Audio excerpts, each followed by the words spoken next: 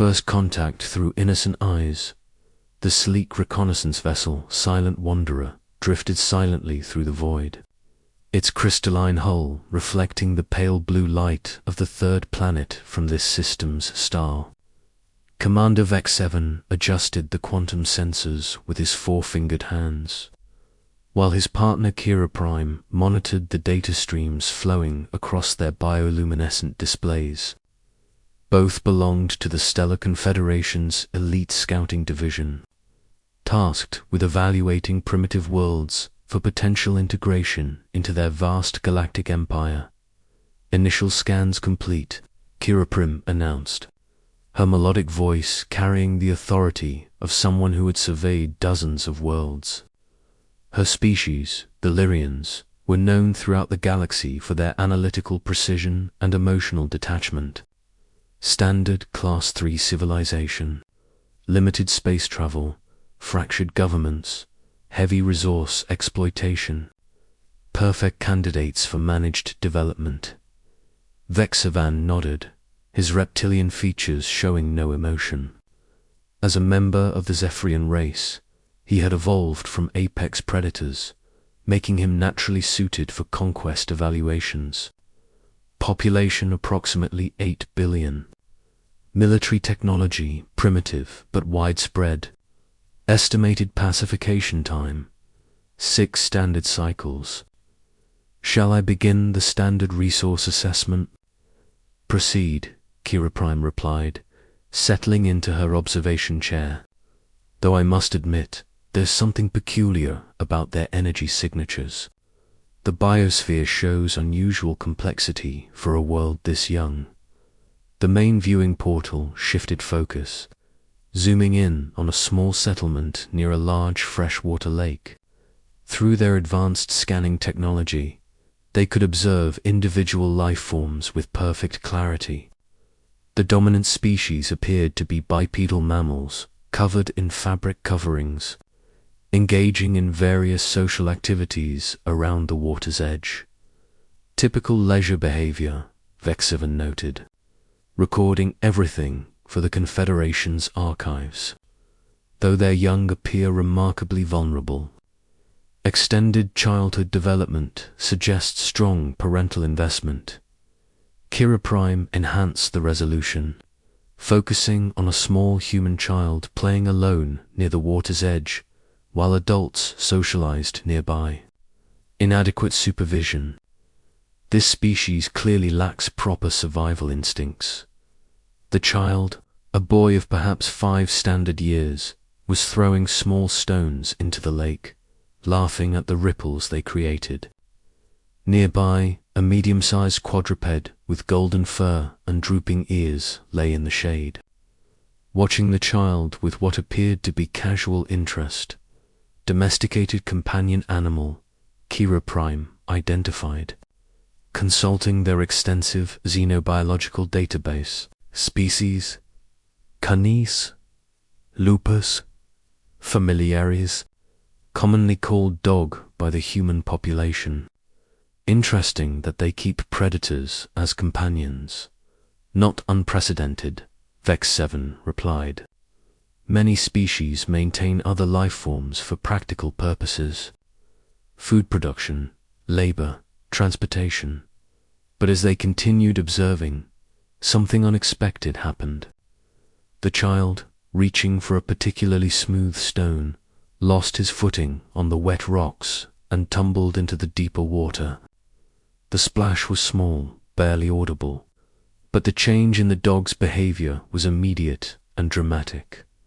The golden animal leaped to its feet, every muscle tense as it assessed the situation. The child was struggling in water too deep for his small body, panic evident in his thrashing movements. The adults, engaged in conversation perhaps 50 meters away, had not yet noticed the crisis. What happened next defied every model in the aliens' databases.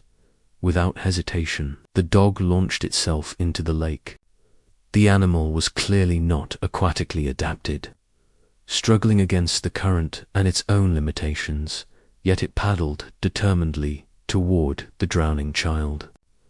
When it reached the boy, the dog positioned itself beneath him, allowing the child to grab onto its thick fur and collar.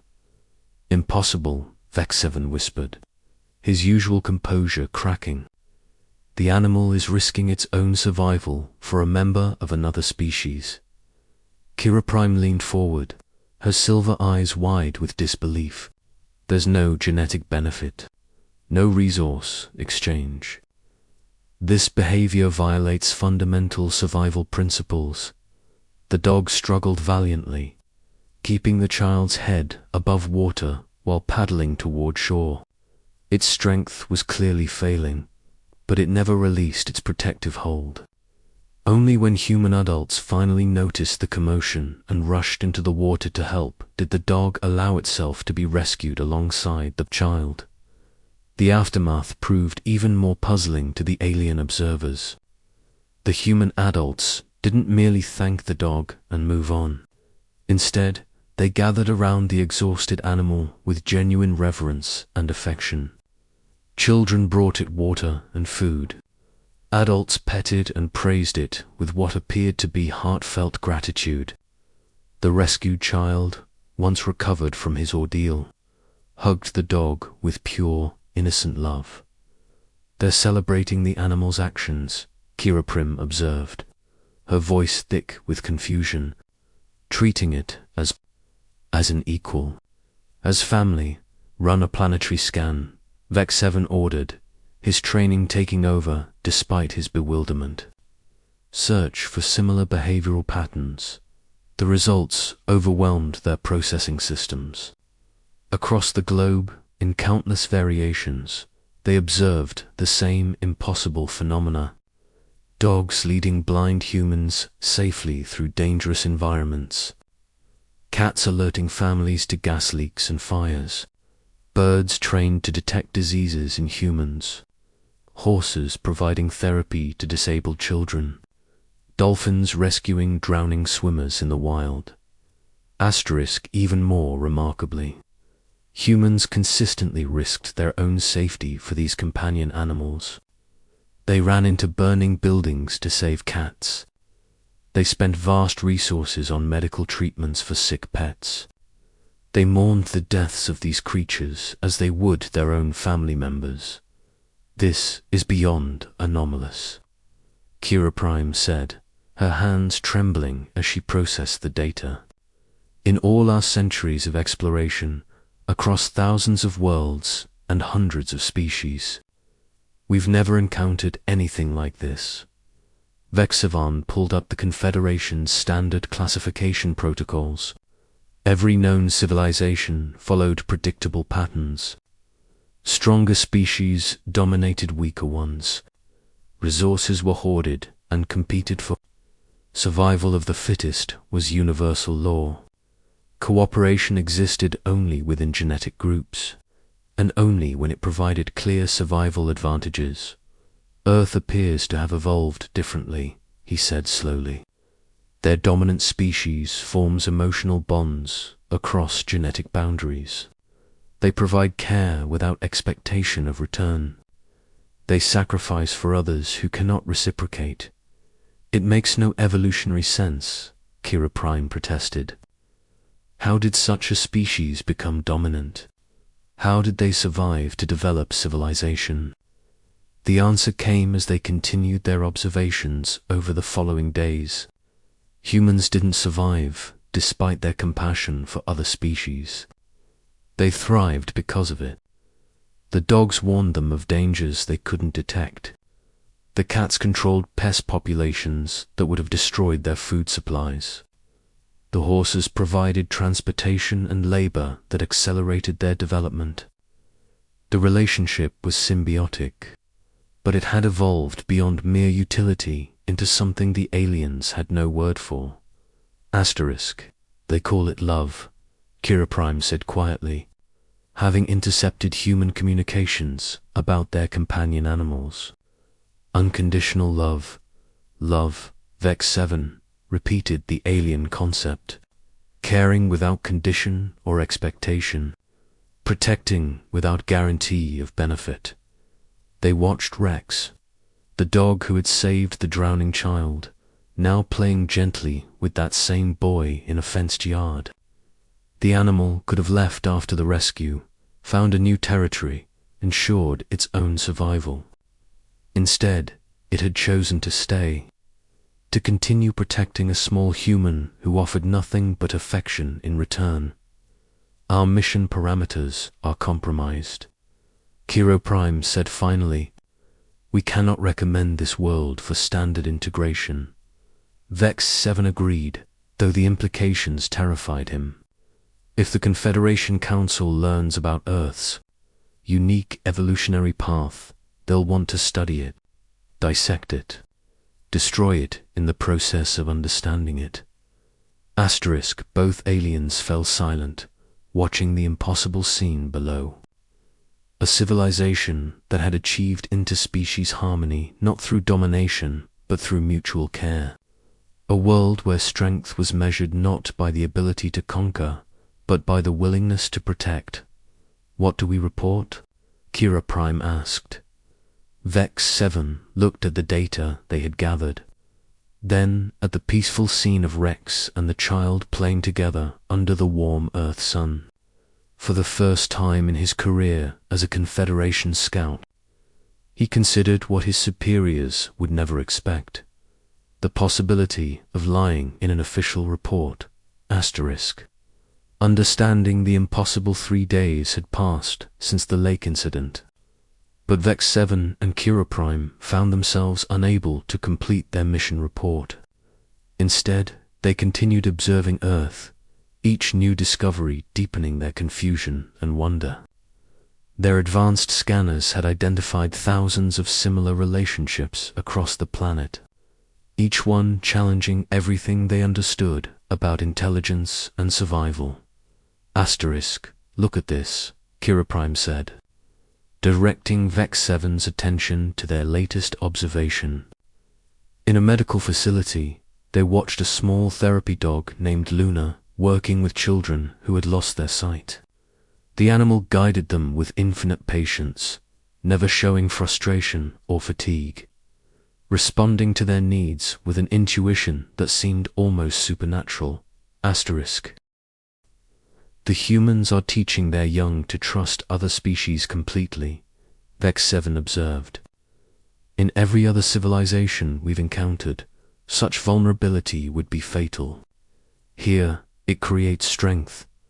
Their surveillance expanded to include a coastal research station where Dr. Sarah Chen, a marine biologist, worked with rescued sea creatures. The aliens watched her spend long hours caring for injured dolphins and whales, animals that could easily harm her but instead seemed to recognize her as a protector. When she released a healed dolphin back into the ocean, the creature lingered near the shore. As if saying goodbye, she gains no material benefit from this behavior, Kira Prim noted. Yet she invests significant resources and emotional energy. According to our models, her actions are completely irrational, unless, Vex 7 said slowly, we're measuring rationality incorrectly. The idea hung between them like a dangerous revelation. The Stellar Confederation had built its empire on the principle of rational stronger species conquered weaker ones. Resources were extracted efficiently. Emotional attachments were viewed as evolutionary weaknesses to be eliminated. But Earth suggested a different path to success. "I want to understand," Kira Prime said suddenly. "Not just observe. Understand." Vex 7 turned to his partner, recognizing something in her voice he'd never heard before.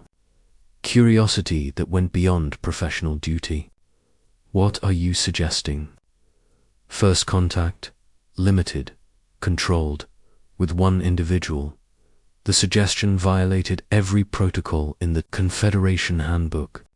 First contact was reserved for civilizations that met specific technological and social criteria. Earth qualified for neither category, yet both aliens found themselves drawn to the idea. Dr. Chen, Vex 7 said, "She works alone at the coastal station." minimal risk of widespread contact, and her behavior suggests she might be receptive to new experiences. They spent another day planning, using their advanced technology to study Dr. Chun's psychological profile and daily routines. She worked late into the evening, often alone with her rescued animals, displaying the same protective instincts toward them that they had observed throughout human society. On the chosen evening, as Dr. Chen completed her final rounds, checking on the recovering sea creatures in her care, the silent wanderer descended silently to Earth's surface, landing in a secluded cove near her research station. Both aliens activated their translation matrices and stepped onto an alien world for the first time in their careers. The sensations were overwhelming. The salt smell of the ocean, the sound of waves against rocks, the feel of sand beneath their feet. But most startling was the emotional weight of the place. Even without their advanced sensors, they could feel the care that permeated the research station. Love made manifest in healing environments and gentle touches. Dr. Chen was in the main recovery pool, monitoring a young seal pup that had been found orphaned and malnourished weeks earlier.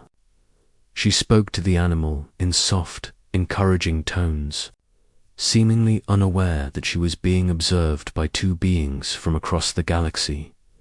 Dr. Chen, Kira Prime called softly, her translation matrix converting her words into perfect English. The human woman looked up, her initial surprise quickly shifting to wonder as she took in the appearance of her visitors. Vex 7's reptilian features and Kira Prime's ethereal beauty were clearly non-human. Yet Dr. Chen showed no fear.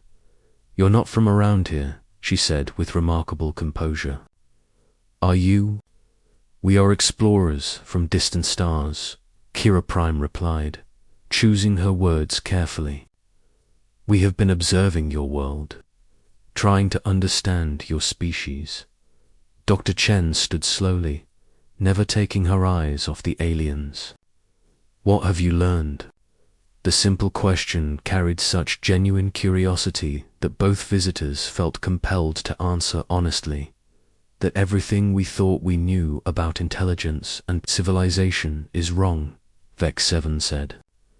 "Your species has achieved something we have never encountered in our travels across the galaxy, which is love that transcends genetic boundaries," Kira Prime answered. "We watched a dog risk its life to save a human child. We have observed countless acts of cross-species compassion and sacrifice. In our understanding of evolution, such behavior should have been eliminated as wasteful and dangerous. Yet it has made your species stronger."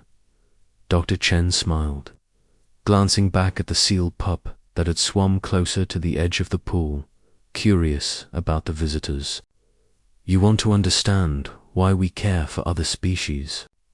Your official mission protocols would classify our world as primitive and recommend exploitation," Vex 7 said carefully.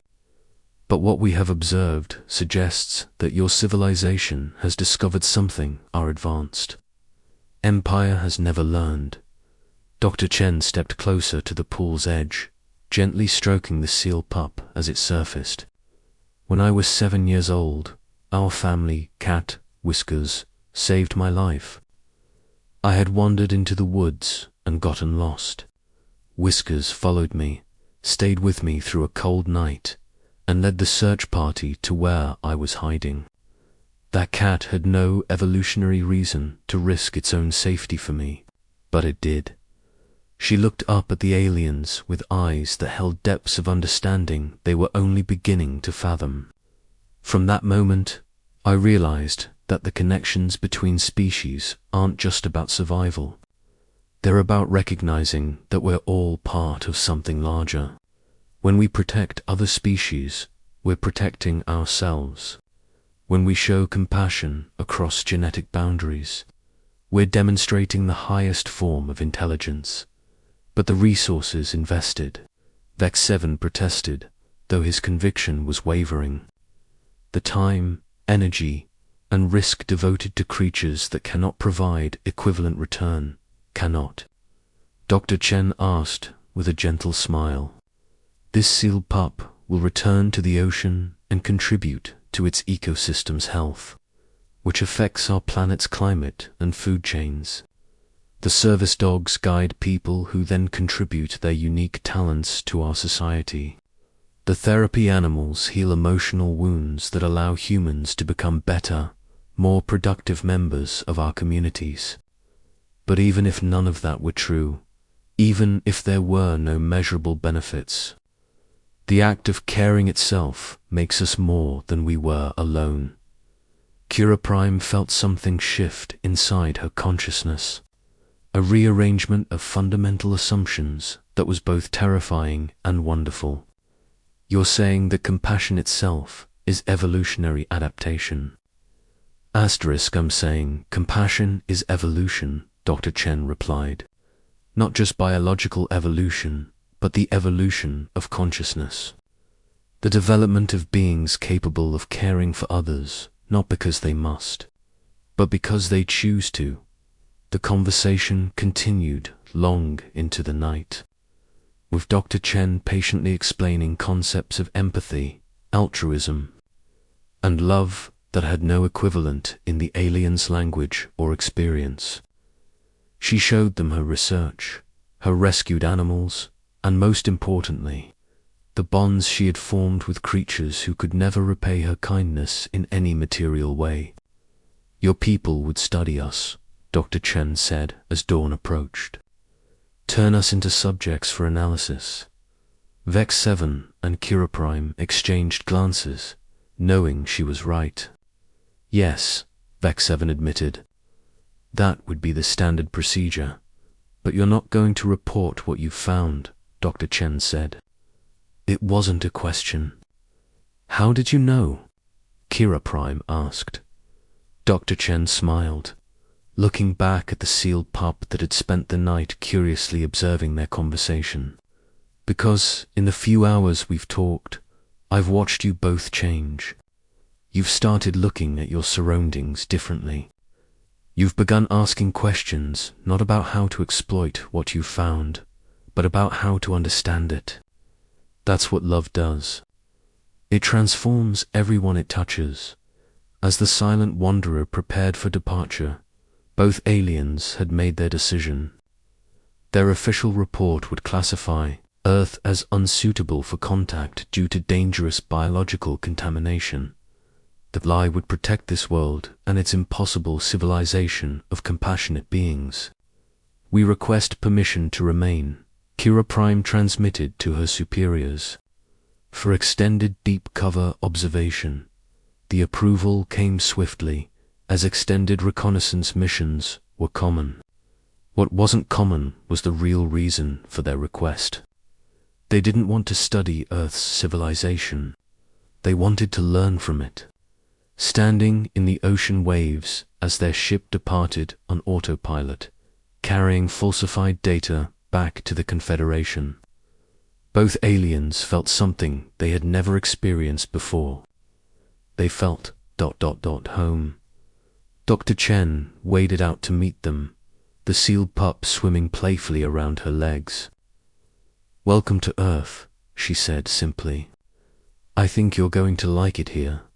As the sun rose over the ocean, painting the sky in colors that existed nowhere else in the galaxy, Vex 7 and Kira Prime understood that they were no longer just observers of Earth's greatest secret. They had become part of it,